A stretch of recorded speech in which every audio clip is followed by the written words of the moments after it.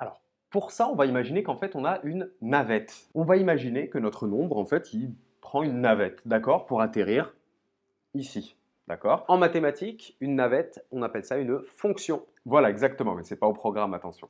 Donc, 0, on le met au carré, ça nous fait 0 fois 0, ça fait 0. Voilà.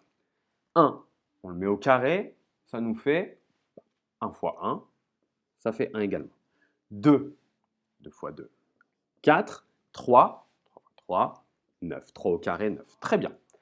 Maintenant, quel était le nombre qui est ici, sachant qu'on a 16? Alors, on va faire les innocents, hein, on va faire en sorte qu'on n'a pas une suite de nombres entiers, d'accord? On va faire ça vraiment indépendamment. On va juste se dire à partir de 16, comment est-ce que j'obtiens ce nombre-là? En fait, le nombre qui est ici, lorsqu'on l'a mis au carré, ça donne 16. Ça veut dire, tu commences à le voir, que ce nombre-là, c'est tout simplement la racine carrée de 16. En fait, la racine carrée, on va la voir comme une navette, la navette retour, si tu veux. D'accord? Donc, on te donne un nombre. Si tu veux obtenir le nombre qui, mis au carré, était égal à ce nombre-là, j'ai trop dit nombre, donc on va simplifier ça. Si, là j'ai 16, si je veux savoir le nombre qui mis au carré m'a donné 16, c'est tout simplement égal à racine carrée de 16. Donc je prends 16, je le mets dans la navette racine carrée, et racine carrée de 16, en fait on le sait, hein, d'accord, c'est 4. Le nombre qui mis au carré m'a donné 4. Là c'était vraiment pour visualiser en fait le fait que quand on va dans un sens, on met au carré, en fait la racine carrée c'est rien d'autre que le sens inverse en réalité. C'est revenir à la source, revenir aux racines. C'est pour ça qu'on appelle ça avec le mot racine. C'est un retour aux sources, un retour aux racines. Voilà.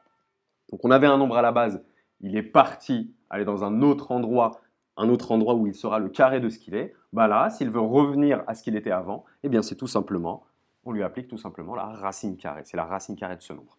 Donc, 5, on le met au carré, ça fait 25. Mais là, pour 36 et 49, eh bien tout simplement, le nombre qui, mis au carré, m'a donné 36, c'est tout simplement la racine carrée de 36.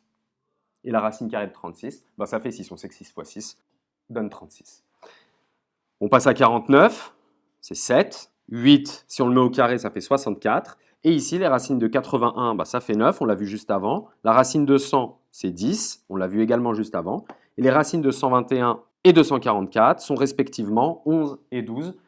Alors, je le mets ici parce qu'en fait, j'ai mis ici une succession de nombres. Cette liste de nombres-là, ce sont ce qu'on appelle des carrés parfaits. C'est-à-dire qu'ils sont des carrés de nombres entiers. Et on va même vous conseiller d'apprendre cette liste de carrés parfaits par cœur. Oui, effectivement. Et je rajouterais même que le carré de 13 aussi est à connaître par cœur, c'est 169. Alors c'est maintenant qu'on va remarquer en fait que, effectivement, pour la navette retour, ça va poser problème si on a un nombre négatif ici. On est d'accord? On est d'accord ou pas?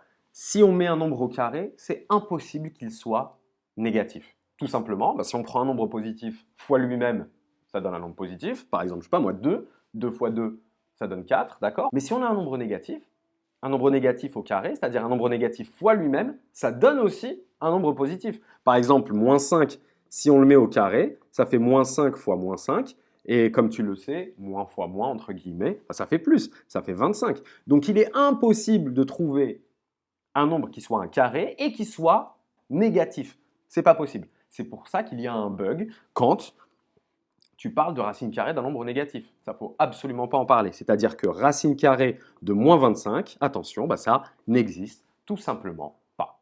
Donc, je te rappelle que ces racines carrées de nombres entiers, de carrés parfaits, sont plutôt à connaître par cœur, hein, mais c'est une question de connaître ces tables de multiplication. En fait, tous les nombres positifs admettent une racine carrée. Il n'y a aucun problème avec ça.